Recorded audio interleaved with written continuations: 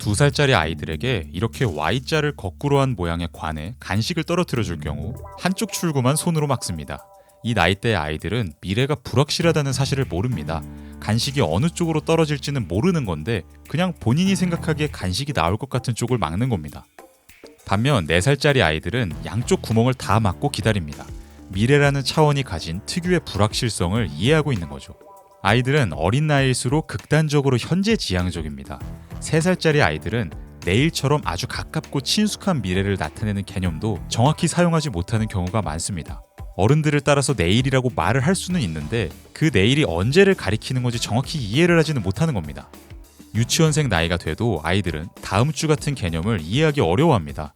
잠시 후나 곧처럼 가까운 미래에 대해서는 잘 상상하지만 멀리 떨어진 미래에 대해서는 감을 잡기 어려워합니다. 미래를 감지하는 능력은 나이가 들면서 점차 자라나죠. 그래서 어린 아이들일수록 현재에 가까운 시간 속에만 갇혀 있는 것처럼 보입니다. 미래를 대비하지 못하고 근시안적으로만 행동합니다. 막 걸음마를 뗀 아기는 불행을 전혀 예측하지 못하고 뜨거운 냄비를 향해 손을 뻗습니다. 4살짜리 아이들은 추운 곳으로 여행을 떠난다고 해도 따뜻한 옷을 챙길 생각을 안 합니다. 곧 닥칠 추위에 전혀 대비하지 못하는 거죠. 최근 다정한 것이 살아남는다, 패턴 시커에 이은 사피엔스 진화 시리즈의 마지막 도서로 출간된 시간의 지배자라는 책에서는 인간은 미래에 대한 예지력을 특화해서 발전시킴으로써 지구상에서 압도적인 힘을 가진 종이 되었다고 주장합니다. 인간은 시간을 인식합니다. 그리고 인간만큼 시간을 제대로 인식하는 종은 없습니다. 다른 동물들도 시간에 대한 감은 가지고 있습니다. 철새는 계절의 변화에 따라 서식지를 옮기고 박쥐는 밤이 되면 동굴에서 나옵니다. 하지만 그들은 인간처럼 미래의 복잡한 가능성을 계산하지는 않습니다. 철새는 이번 겨울에는 좀 덜 추울 수도 있으니 원래 가던 곳 말고 다른 곳으로 가볼까? 라는 생각을 할 수 없습니다. 미래는 셀 수 없이 많은 가능성으로 갈라져 있다는 특성을 갖습니다. 우리가 내리는 선택에 따라, 주변 환경의 변화에 따라 미래의 모습은 얼마든지 달라질 수 있죠. 이 여러 가능성의 갈래에 대해 고찰할 수 있는 생물은 지구상에서 인간밖에 없습니다. 시간에는 과거, 현재, 미래 세 차원이 있습니다.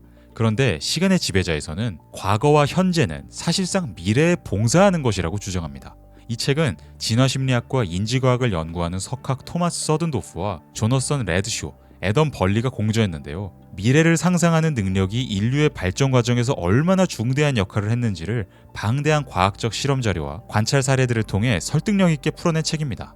미래적 시간을 주제로 공간과 시간 사이의 연관성, 자아의 탄생, 창의성의 원리 등에 대해 이야기하는데 개인적으로 시간이라는 것 자체에 대해서 철학적으로 생각해보는 데에도 큰 도움이 됐습니다. 흔히 우리는 과거, 현재, 미래가 각각 고유한 영역을 지키면서 존재한다고 생각합니다. 과거는 지나가 버린 것으로서 그 자리에 남아있는 것이고, 현재는 지금 스쳐 지나가는 찰나의 것이며, 미래는 아직 닥쳐오지 않은 미지의 가능성이죠. 그런데 진화론적인 관점에서 보면 이 중에서 유일하게 중요성을 갖는 건 미래입니다. 왜냐하면 미래에 살아남을 확률을 높이는 생물이 지금까지 후손을 남기면서 잘 살아남았을 테니까요. 우리는 분명히 과거를 기억하고 현재를 살아갑니다. 하지만 이 둘은 오직 미래에 도움이 될 때만 진화적으로 유의미합니다. 예를 들어서 과거에 저지른 실수를 기억해서 미래에 똑같은 실수를 반복하지 않으려고 하는 생물은 생존에 유리할 겁니다. 그리고 과거에 나를 속였던 사람을 잘 기억해놓고 나중에 그 사람을 경계하는 인간이 생존에 유리했겠죠. 과거를 다 잊어버려서 미래를 위해 활용하지 못하는 인간은 상대적으로 생존에 불리할 겁니다. 이런 관점에서 보면 진화의 과정에서 동물들이 과거를 기억하는 능력을 얻게 된 건 순전히 그게 미래의 생존에 도움이 됐기 때문입니다. 만약 과거에 대한 기억이 오히려 생존 확률을 줄였다면 지금쯤 우리는 모두 기억상실증에 걸린 것 같은 상태로 진화했을 겁니다.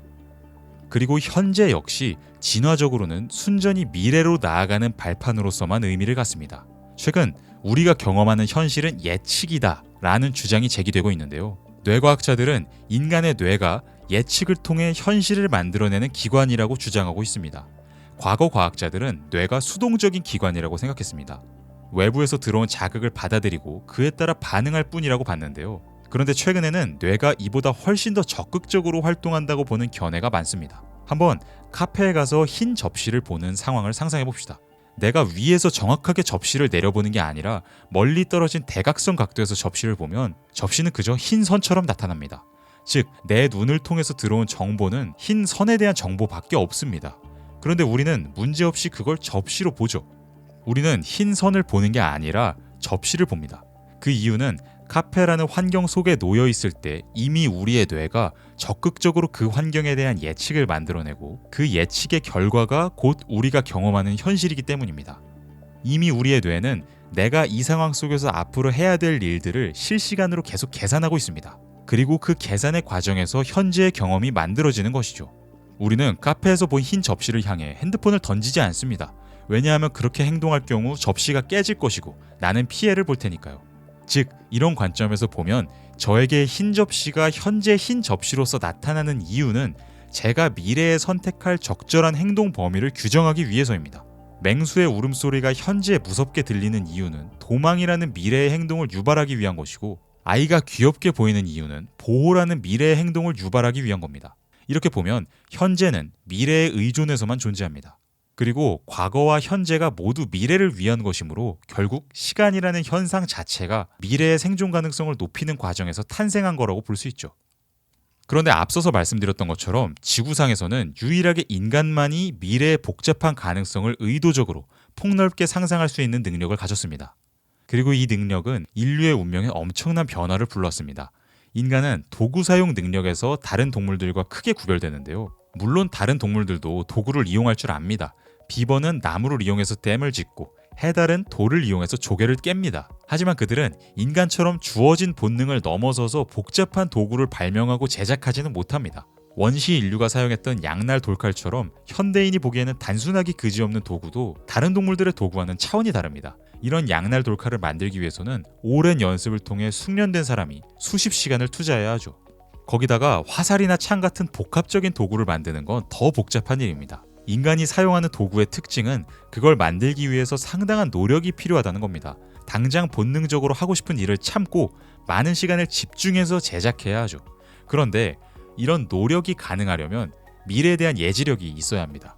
내가 지금 이만큼 노력해서 화살을 만들면 그만큼 다음번 사냥은 더 잘 되겠지. 이런 미래적인 상상력이 있어야 본능을 넘어서서 복잡한 도구를 만드는 게 가능합니다. 그리고 예지력은 당연히 계획을 세우는 데도 필수적입니다. 수십만 년 전 원시 인류도 이미 돌칼을 만들기에 가장 적합한 돌을 조달하기 위해 수십 킬로미터를 여행했다는 증거가 있습니다. 단순히 본능에 따라 이동한 게 아니라 자신이 필요로 하는 돌을 명확하게 인지한 상태에서 수십 킬로미터를 이동했다가 다시 자신이 사는 곳으로 돌아왔다는 겁니다. 이런 일이 가능하려면 긴 시간 앞을 내다볼 수 있어야 합니다. 여행에서 마주칠 난관을 상상하고 문제 해결에 필요한 다양한 도구를 지참할 수 있어야죠. 그리고 예지력은 인간의 또 다른 독보적 능력이자 가장 중요한 능력인 협력에도 필수적입니다. 누군가와 협력을 하려면 협력을 통해서 더 나은 결과가 나올 미래를 상상할 수 있어야 합니다. 시간을 내다보는 강력한 능력이 없으면 본능이 명령하는 것 이상으로 창의적인 협력 관계를 맺을 수 없습니다. 인간이 성취한 대부분 위대한 업적들은 사회적 인프라 속에서 나왔는데요. 예지력이 이렇게 발달하지 않았다면 사람들은 서로 여러 협력 관계를 맺으면서 문명사회를 건설하지 못했을 겁니다. 법을 만들지도 못했을 거고요.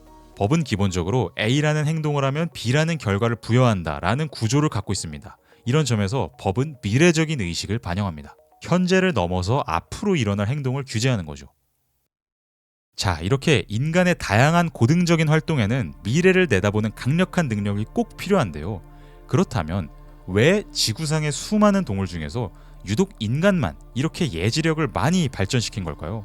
여기에 대해 하나의 충격적인 가설이 있습니다. 사실 인간은 지구상에 존재했었던 전체 생명체들 중에서는 완전히 독특한 존재가 아닙니다. 왜냐하면 과거에는 현재의 인간과 비슷한 인류가 아주 많이 존재했었거든요. 우리를 포함해 그런 다양한 인류를 총칭해서 호미닌이라고 부르는데요. 오스트랄로피테쿠스나 호모 에렉투스, 네안데르탈인 등이 모두 호미닌입니다. 호미닌들은 지금의 인간, 즉 호모사피엔스와 동등한 수준으로 똑똑하진 않았지만 그래도 상당한 지적 능력을 갖고 있었습니다. 그리고 호모사피엔스는 대부분 기간 동안 다른 호미닌들과 공존했죠. 다양한 호미닌들은 어쩌면 인간과 나머지 다른 동물들 사이에 여러 단계를 나타내는 존재였을지도 모릅니다. 하지만 문제는 그들이 모두 멸종했다는 겁니다. 그래서 지금 우리의 관점에서 보면 인간이 지구상에서 너무 독특한 존재로 보이고 인간과 다른 동물들 사이에 절대로 넘어설 수 없는 심연이 있는 것처럼 보이죠. 하지만 원래는 이 사이가 연속적이었다는 겁니다. 그런데 그렇다면 우리와 비슷하게 복잡한 도구도 만들 줄 알았고 다른 동물들보다 훨씬 똑똑했던 여러 호미닌들이 왜 모조리 멸종한 걸까요? 왜 지금은 호모사피엔스만 살아남았을까요? 여기에 대해서 아직 확답은 없지만 한 가지 가설은 우리가 그들을 모두 죽이는데 큰 역할을 했다는 겁니다. 직접적으로든 간접적으로든 그들을 몰아내고 그들의 보금자리를 우리가 모두 차지해버렸다는 거죠. 호모사피엔스는 아주 오랫동안 아프리카와 중동에서만 살다가 고작 7만 년 전에 다른 지역으로 진출하기 시작했습니다. 이는 다른 호미닌들보다 훨씬 늦은 시기였습니다. 즉 지구상의 대부분 육지는 다른 호미닌들이 이미 아주 오래전에 정착했던 보금자리였습니다. 그래서 호모사피엔스가 진출했을 때는 한정된 자원을 두고 종족 간 충돌을 일으킬 수밖에 없었죠. 그런데 문제는 다른 호미닌들도 상당히 발달한 예지력을 갖고 있었다는 겁니다. 그들은 계획을 세우고 조직을 갖출 줄 알았죠. 거기에 대항하기 위해서 호모사피엔스는 더 우월한 예지력을 발전시키고 더 강력한 전쟁 조직을 갖출 수밖에 없었을 겁니다. 그러지 않으면 패배해서 죽었을 테니까요. 즉 서로 강력한 예지력을 가진 집단들끼리 맞붙는 과정에서 가장 우세한 능력을 발전시킨 호모사피엔스만 살아남았다는 겁니다. 이 가설에 따르면 인간의 독보적인 예지력은 호미닌들 사이의 군비 경쟁을 통해 발전했습니다. 만약 호모사피엔스의 경쟁자가 그냥 코끼리나 곰 정도의 지능을 가졌다면 그냥 창이나 화살을 발명하는 정도로도 생존에 충분했을 겁니다. 하지만 실제 경쟁자는 상당히 똑똑했기 때문에 인간도 더 똑똑해져야 했습니다. 상대가 침공 작전을 짤 때 우리 쪽에서는 더 우월한 작전을 짜고 방어 체계를 갖춰야 살아남을 수 있었겠죠. 그 과정에서 미래의 다양한 가능성을 내다보며 계산하는 능력, 그리고 공통된 미래의 목표로 나아가기 위해 협력하는 능력이 폭발적으로 발전했을 겁니다. 마치 현대 인류가 세계대전을 겪으며 엄청난 기술 발전을 이뤘듯이 인류의 조상들은 매우 수준 높고 잔혹한 생존 경쟁을 겪으며 능력을 비약적으로 강화했던 걸지도 모른다는 겁니다. 자, 이 가설의 관점에서 생각해보면 미래를 인식하는 능력, 그리고 더 나아가 시간 속에서 존재할 수 있는 고도의 능력은 처음부터 파멸의 씨앗이었던 걸지도 모릅니다. 다른 종족을 파멸로 몰아넣는 능력으로서 발전했던 거니까요. 게다가 이후 인간은 동족 사이에서도 끊임없이 전쟁의 예지력을 이용했습니다. 많은 인간 사회는 대부분 기간 동안 군대 조직이 지배했습니다. 전쟁은 인간의 숙명이었습니다. 좋게 보면 자신의 공동체를 지키는 활동이었지만 반대로 보면 다른 공동체를 파괴하는 일이기도 했죠. 이렇게 예지력은 근본적으로 더 크고 효율적이고 잔혹한 폭력을 만들어낼 수 있는 힘입니다. 뿐만 아니라 우리는 예지력 때문에 끊임없이 걱정과 불안에 시달리기도 하죠. 시간을 들여다볼 줄 알기에 그만큼 현재에 집중하지 못하고 더 큰 시간적 지평 속에서 혼란에 빠집니다. 하지만 시간의 지배자의 저자들은 강력한 예지력을 가진 인간의 미래를 비관적으로만 바라보지는 않습니다. 시간의 능력은 가장 파괴적으로 활용될 수도 있지만 반대로 문제를 해결하고 평화를 지키는 가장 강력한 힘으로 활용될 수도 있습니다. 대표적으로 현재 인류는 앞으로의 기후위기에 대비해 최대한 다양한 종자를 안전한 곳에 보관하고 있습니다. 나사에서는 소행성 충돌에 대비하는 시스템을 구축하고 있으며 전 지구적으로 환경오염을 해결하기 위한 행동에 나서는 사람들도 많습니다. 이렇게 지구를 지키고 인간을 생존시키기 위한 모든 고차원적인 활동은 강력한 예지력 없이는 일어날 수 없죠. 과거 지구 환경이 급변했을 때 공룡은 속절없이 멸종돼야만 했습니다. 그들에게는 긴 시간적 흐름을 파악하며 살아갈 능력이 없었으니까요. 반면 비슷한 위기에서 어쩌면 인간은 살아남을지도 모릅니다. 시간을 들여다보며 살아남기 위해 최대한의 창의력을 발휘하겠죠. 네, 오늘은 시간의 지배자의 내용을 바탕으로 인간이 시간의 차원을 어떻게 탄생시켰는지, 그리고 시간을 들여다보는 능력이 얼마나 중요한지에 대해서 이야기해봤는데요. 이 책은 심리학과 진화심리학, 인지과학을 넘나들며 인간의 정신을 다각도에서 설명한다는 장점이 있습니다. 인간이 어떻게 행동하는지에 대한 심리학적 실험, 인류의 역사를 보여주는 고고학적 조사 결과들, 그리고 뇌의 작동 방식까지 폭넓게 다루기 때문에 지금 인간이 가진 과학적 지식의 단계에서 아주 세련된 설명을 접해볼 수 있습니다. 한번 읽어보시면 스스로와 인간 사회에 대해 깊은 사고를 하는데, 그리고 시간이라는 것 자체에 대해 깊은 사고를 하는 데에도 큰 도움이 될 겁니다. 끝으로 인간 특유의 강력한 예지력을 발휘해 위기를 극복하는 건 단지 먼 미래의 재난 상황에만 요구되는 일이 아니라고 주장하고 싶습니다. 어쩌면 그런 능력은 지금 대한민국 사회에 가장 필요한 걸지도 모릅니다. 우리는 현재 그리 밝지 않은 미래를 향해 나아가고 있는 것처럼 보이니까요.